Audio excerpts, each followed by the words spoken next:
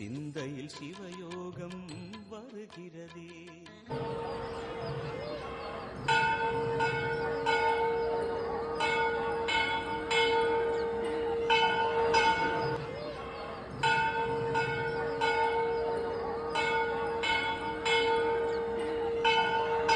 ஓம் ஸ்ரீம்லாய் வித்மகே கலகஸ்தாயி தீமிக தன்னோ வாராகி பிரசோதயாத். நல்லதே நடக்கும். ஓம் நம சிவாயும். எல்லாமல்ல ஸ்ரீ வாராகியம்மன் திருவடி சரணம். இன்றைய பதிவில் மிதுன ராசியில் பிறந்த நண்பர்கள், கர்ம வினை தீரப்போகிறது. கடவுளுடைய கருணையால் உங்க கைகளில் வந்து சேரப்போகின்ற மாபெரும் பொக்கிஷம். நீங்க தேடியது, நீங்க கேட்டது, நீங்க எதுக்காக இவ்வளவு நாள் கஷ்டப்பட்டீங்களோ அந்த பலனை இப்பொழுது அடைய போகிறீர்கள். அதற்கு காரணம் 12 வருடங்களுக்கு பிறகு உச்சமடைந்திருக்கக்கூடிய குருவானுடைய உச்ச பயிற்சியினால். ஸோ இன்றைய பதிவில் அதை பற்றி பார்க்க போகிறோம். குரு பயிற்சி பலங்களை பற்றி பார்க்க போகிறோம். பதிவாக ஃபுல்லாக பாருங்க நம்ம சேனலில். ஏற்கனவே தமிழ் புத்தாண்டு பலங்கள்லாம் பதிவிட்டாச்சு, பார்க்கல என்ன சேனலில் போய் பாருங்க. மேலும் டிஸ்கிரிப்ஷன் லிங்க் இருக்கும், ப்ரெஸ் பண்ணி பார்த்து பயனடைஞ்சுங்க. மறக்காம நம்ம சேனலை சப்ஸ்கிரைப் பண்ணிட்டு கூட தர பெல்லைக்கான ப்ரெஸ் பண்ணிட்டு பக்கத்தில் ஒரு ஆளுன்ற ஆப்ஷன் தெரியும், தவறாமல் செலக்ட் பண்ணிச்சுங்க. பார்த்தா நாங்கள் பதிவிடக்கூடிய அடுத்தடுத்த பதிவுகள் உங்களுக்கு உடனுக்குடன் நோட்டிஃபிகேஷனாக வந்து சேரும். மிதுன ராசியில் பிறந்த நண்பர்களே, ஜென்மத்தில் இருக்கக்கூடிய குரு பகவான் மற்றவங்களுக்காக விட்டு கொடுக்கிறது, தியாகம் பண்றது, மற்ற உறவுகளுக்காக, சொந்த பந்தங்களுக்காக, நண்பர்களுக்காக வாழக்கூடிய ஒரு சூழ்நிலையை கடந்த வருடங்கள்லாம் உங்களுக்கு உருவாக்கி இருப்பாரு இந்த குரு பகவான். ஸோ தனக்காக எப்ப நீங்க வாழ போறீங்க அப்படின்ற ஒரு கேள்வி உங்க மனசுக்குள்ளேயே பல தடவை கேட்டிருந்திருப்பீங்க. அப்படி உங்களுக்கான ஒரு வாழ்க்கையை, உங்களுக்குண்டான ஒரு சந்தோஷத்தை, மகிழ்ச்சியை இந்த குருவன் கொடுக்க போறாரு ஜூன் மாதம் 2ஆம் தேதிக்கு பிறகு. ஜூன் 2ஆம் தேதிக்கு பிறகு குரு பகவான் உங்க ராசியில் இருக்கக்கூடியவர் பேர்ச்சி அடைஞ்சு கடகராசிக்கு போய் உச்சம் அடைகிறார். குருவனுடைய உச்சம் சாதாரண உச்சம் இல்லைங்க, 12 வருடங்களுக்கு ஒரு முறை மட்டுமே நடக்கக்கூடிய பயிற்சி. சரிங்களா? ஏன்னா ஒவ்வொரு ராசியிலும் ஒவ்வொரு வருடம் இருக்கக்கூடிய குரு பகவான் 12 வருடங்கள் கழித்து இந்த கடகராசிக்கு வந்து உச்சம் அடைந்திருக்கிறார். அதுவும் 2ஆம் வீடு, தனஸ்தானம், குடும்பஸ்தானம், வாக்குஸ்தானம் சொல்லுவாங்க. இந்த 2ஆம் வீட்டை 2இல் குரு பகவான் வந்தால் குரு பலன் கிடைத்து விட்டதுன்னு அர்த்தம். சரிங்களா? பொதுவா ஒரு ஜாதகத்துல ஒரு ராசியில 2, 5, 7, 9 இந்த ஸ்தானங்களில் குரு வந்தால் அது குரு பலன் பெற்ற காலகட்டங்கள். அப்படி வரும்போது என்ன நடக்கும்னு கேட்டீங்கன்னா, மிக முக்கியமா தடையின்றி திருமண வாழ்க்கை நடக்கும். மிதுன ராசிக்காரங்களுக்கு திருமணம் எப்படா நமக்கு நடக்கும், ஸோ நமக்கு மட்டும் கல்யாணம் நடக்க மாட்டேங்குதே அப்படின்னு கஷ்டப்பட்டு இருக்கீங்களா? உங்களுடைய வாழ்க்கை துணையை உங்க கைகளில், உங்களுடைய கண்களில் பட வைப்பார் இந்த குரு பகவான். அப்படி திருமண யோகமான காலகட்டம் இந்த ஒரு காலகட்டம். ஜாதக ரீதியா சர்பதோஷம் இருக்கு, பித்ருதோஷம் இருக்கு, செவ்வாய் தோஷம் இருக்கு, இப்படி ஏதோ ஒரு தோஷம் சொல்றாங்க, நீங்கவே மாட்டேங்குது, அந்த கர்ம விட முடியவே மாட்டேங்குது அப்படின்னு நினைச்சீங்கன்னா, இப்போ இந்த குரு பயிற்சியின் மூலமாக அந்த தோஷங்கள் நிவர்த்தி அடைஞ்சு திருமண வாக்கியங்களை பெறுவீர்கள். அடுத்து மிக முக்கியமா புத்திர பாக்கியம். இந்த மிதுன ராசிக்காரர்களுக்கு நிறைய பேருக்கு புத்திர தடை அல்லது குழந்தை பாக்கியத்துல ஒரு டிலே கண்டிப்பா இருக்கும். அதுல ஏதாவது ஒரு பிரச்சனை இருந்துட்டு இருக்கும். அப்படிப்பட்ட அந்த குழந்தை பாக்கியம் இந்த வருடம் நிச்சயம் உண்டு. ஓகேங்களா? ஸோ உங்களுடைய பரம்பரை தோஷம், முன்னோர்கள் செய்த பாவங்கள், இப்படி ஏதோ ஒரு காரண ரீதியாக இருந்தாலும் சரி, இப்போ அது சரியாகும். குலதெய்வத்தினுடைய அருளை பெற வேண்டும்.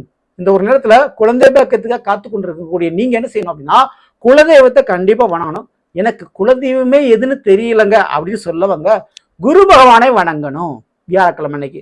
அப்படி வழிபாடு பண்ணும்போது நிச்சயமா அந்த குழந்தை பாக்கியமானது உங்களுக்கு கிடைக்கும். மேலும் 2ஆம் வீட்டுல குரு அமர்ந்தால் தனக்காரகன் யோகம். 2ஆம் வீட்டுல தனக்காரகன் அமர்ந்திருக்கிறாரு. அப்போ புதுசா கஜானா யோகம் இருக்கும். கஜானா யோகம் என்னன்னா, கையில காசு பணம் உயரும், சேமிப்பு உயரும், பேங்க் பேலன்ஸ் உயரும். மிக முக்கியமா வாழ்க்கையினுடைய துணையின் வழிகளில் வருமானம் கிடைக்கும். வரவேண்டிய பணமானது வந்து சேரும். இதுக்கு வாய்ப்புண்டு. வெளிநாட்டுல இருந்து கிடைக்க வேண்டிய பணம், வெளியில கொடுத்த பணம், இப்படின்ற பண வரவுகள் உங்களுக்கு தடையின்றி கிடைக்கும். தொழில் ரீதியா பெரிய லாபம் உண்டு. ஏன்னா உங்களுடைய மிதுனத்திற்கு 7ஆம் வீடான தனுசுக்கும் 10ஆம் வீடான மீனத்துக்கு அதிபதி தான் இந்த குரு. 7ஆம் வீடு நண்பர்கள், உறவுகள், வாழ்க்கை துணையை குறிப்பது. சரிங்களா? அப்போ வாழ்க்கை துணையின் மூலமா கிடைக்க வேண்டிய பணமானது கிடைக்கும். வாழ்க்கை துணையுடைய வழியில சில நன்மைகள் நடக்கும். உங்க லைஃப் பார்ட்னருக்கு வேலை உத்தியோக நிலவரத்தில் அமையும். நண்பர்கள்ட்ட, உறவுகள்கிட்ட கொடுத்த பணம் திரும்ப கிடைக்கும். 10ஆம் வீட்டான மீனத்துக்கு அதிபதி குரு, அவர் 2இல் உச்சம் அடைகிறாரு. தொழில் ரீதியான லாபங்கள் கிடைக்கும். புதிய ஒரு தொழில் தொடங்கலாமான்னு கேட்டீங்கன்னா தைரியமா தொடங்கலாம். அதுல ஒரு நல்ல லாபமே உங்களுக்கு கிடைக்கும். சரிங்களா? அடுத்து குருவன் இருக்கின்ற இடத்தை விட பார்க்கின்ற இடத்துக்கு பலனை அள்ளி கொடுப்பார். குரு பார்க்க கோடி நன்மை நடக்கும் அப்படின்னு ஜோதிட நூல்களோடு சொல்லுது. குருனுடைய பார்வை 5, 7, 9 5ஆம் வீடாக அவர் 6ஆம் வீடான விருச்சிகத்தை பார்க்கிறார். அப்போ மிதுனராசிக்காரர்களுக்கு முதல்ல இந்த எதிரி கடன் நோய் பிரச்சனை கண்டிப்பா குறையுதுங்க. கர்ம வினை இதுல முடியுது. எதிரியால ஒரு டார்ச்சரு, துரோகிகளால சில தொந்தரவுகள், நோயால சில அவஸ்தைகள், கடனால ஒரு மன கஷ்டங்கள், இப்படி இருக்கக்கூடிய உங்களுக்கு இந்த 3 குறைஞ்சா எப்படி இருக்கும்?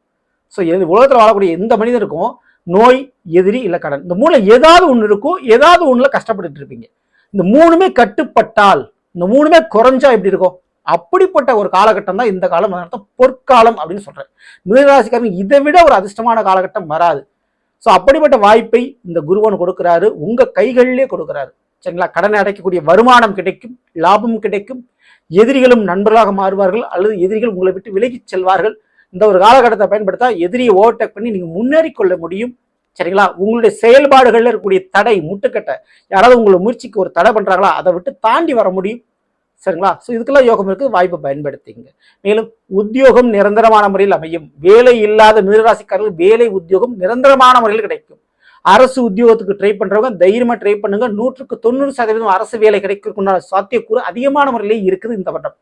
அடுத்து 7ஆம் பரிவம் மகர ராசியை பார்க்கிறாரு. அது உங்களுக்கு 8ஆம் வீடு. 8ஆம் வீடுன்றது ஆயுள் ஸ்தானம். ஆயுள் சார்ந்த குரு பார்க்கறதுனால ஆயுள் தீர்க்கம் அடையுது. தலைக்கு வந்தது தலைப்பாகோட போச்சு அப்படின்னு சொன்ன மாதிரி, உடல் ரீதியா எப்பேற்பட்ட நோய் பிரச்சனைகள் இருந்தாலும் சின்ன சின்ன ட்ரீட்மெண்ட், சின்ன சின்ன சர்ஜரி மூலமா ஆயுள் காப்பாற்றப்படும், ஆயுள் தீர்க்கமா இருக்குது. மேலும் வம்பு வழக்கு, கோர்ட்டு கேஸ் பிரச்சனைகள்ல ஒரு முடிவு தெரியும். உங்களுடைய நெருங்கிய உறவுகள், நண்பர்கள் உங்களுக்கு துரோகம் பண்ணியிருந்தா அவங்க யாருன்றதை குருவான் அடையாளம் காட்டி கொடுப்பார். அப்படி காட்டி கொடுக்கறதுனால நீங்க மிகப்பெரிய தோல்வி, மிகப்பெரிய நஷ்டத்திலிருந்து தப்பிப்பீங்க. ஸோ அதுக்கு வாய்ப்பு உண்டு. மறைமுகமான ஒரு வேலை தொழில பெரிய லாபம் இருக்குது. காவல்துறை, இல்லை ராணுவம், அல்லது பேங்க் சம்பந்தமான வேலைகள், அக்கௌண்ட்ஸ், ஆடிட்டர் சம்பந்தப்பட்ட வேலைகள் இருக்கக்கூடியவங்களுக்கு மிகப்பெரிய லாபங்கள் கிடைக்கும். இல்லைன்னா ஏதோ ஒரு வழக்கு தொடுத்து ஓடிக்கிட்டு இருக்கு, அந்த வழக்குகள்ல முடிவு, தீர்ப்பு உங்களுக்கு சாதகமாக கிடைச்சி அதன் ரீதியாக லாபங்கள் கிடைக்கும். அடுத்து குருவானுடைய 9ஆம் பார்வை 10ஆம் வீடான மீனத்துல பதிவு. தொழில்ஸ்தானம், கர்மஸ்தானம் சொல்லுவோம். அவர் கர்மஸ்தானத்தை குரு பார்ப்பதால் கர்ம வினையை முடித்து கொடுக்கிறார். வீட்டில் இருக்கக்கூடிய பெரியோர்கள் நோயப்பட்டு அவதிப்பட்டு ரொம்ப நாள் இருந்துட்டு இருக்காங்க அப்படின்னா அதுக்கு ஒரு முடிவு வந்துடும். சரிங்களா? அதே போல முன்னோர்களுக்கு செய்ய வேண்டிய தர்ப்பணம், சிரார்த்தம் அல்லது திதி போன்ற காரியங்கள் எதாவது இருந்தால் அதை தடையின்றி செஞ்சு முடிச்சிருங்க. அது ரொம்ப ரொம்ப நல்லது. டிலே பண்ண வேண்டாம். அடுத்து புதிய தொழில் தொடங்குறதா தைரியமா நீங்க தொடங்கலாம். பரம்பரை தொழில், தாய் தகப்பன் மூலமா ஒரு வேலை தொழில் அமையிறது போன்ற விஷயங்கள் அமையும். பெற்றோர்களுக்கோ உங்க பிள்ளைகளுக்கோ செய்ய வேண்டிய கடமைகளை இந்த வருடம் செய்து முடிப்பீங்க. உங்க பிள்ளைகளுக்கு ஏதாவது சுபகாரியம் செய்யறதா இருந்தால் செஞ்சு முடிச்சிருவீங்க. அதுக்கு யோகமான காலகட்டம் இந்த காலகட்டம். சரிங்களா? அப்ப கர்ம வினையில மிக முக்கியமா கடமைகள் முடியுது இந்த வருஷம். மிதுனராசிக்காரங்க அதுல ஒரு பெரும் நிம்மதி கண்டிப்பா அடைவீர்கள். சரிங்களா? ஸோ இதெல்லாம் ஒரு பக்கம் இருக்க, உங்களை ராசியை விட்டு விலகி சென்றார் இல்லையா? அப்ப உங்க ராசியை விட்டு விலகி போகக்கூடிய இந்த குரு பகவான் உங்களுக்கு மிகப்பெரிய ஒரு தெய்வீக அருளை கொடுத்துட்டு செல்கிறார். ஆமா, இந்த 2ஆம் வீட்டுக்கு போறார் இல்லையா? அதனால இந்த 2ஆம் வீடு அப்படின்றது மிகப்பெரிய அளவு ஒரு பொருள் செல்வத்தை, அதாவது 2025 2024 பார்க்காத ஒரு பண லாபத்தை இந்த 2026 பார்க்க முடியும். 1. 2வது, கிடைக்காத உறவுகள், புதிய உறவுகள் கண்டிப்பா கிடைக்கும். 3வது, கிடைக்காத பதவியும் கௌரவமும் பட்டங்களும் கிடைக்கும். படிக்கிற மாணவர்களுக்கு கூட சூப்பரா இருக்குதுங்க. மிதுனராசியில பிறந்திருந்தீங்கன்னா கடல் கடந்து சென்று, அதாவது வெளிநாடு சென்று படிக்கக்கூடிய யோகமும் கண்டிப்பா உங்களுக்கு உண்டு. பெரிய பெரிய பல்கலைக்கழகத்தில் பெரிய பெரிய இடத்துல போய் படிக்கக்கூடிய வாய்ப்புகள் கிடைக்கும். சரிங்களா? ஸோ இந்த வாய்ப்பெல்லாம் சரியா பயன்படுத்தினா உங்களுடைய வாழ்க்கையில கௌரவம், பெயர், புகழ், பதவி, பட்டம் என அனைத்தும் வந்தே சேரும். வாய்ப்பை பயன்படுத்திங்க, வாழ்க்கையை மாத்திக்கங்க. இந்த பதிவு பிடிச்சிருந்தா லைக் பண்ணுங்க, மற்ற நண்பர் ஷேர் பண்ணுங்க, மறக்காம நம்ம சேனலை சப்ஸ்கிரைப் பண்ணி வச்சுக்கோங்க. அடுத்த ஒரு சந்திப்பும். நன்றி, வணக்கம். நல்லதே நடக்கும். சிவாயும் எல்லாம் ஸ்ரீ பாராகியம்மன் திருவடி சரணம்.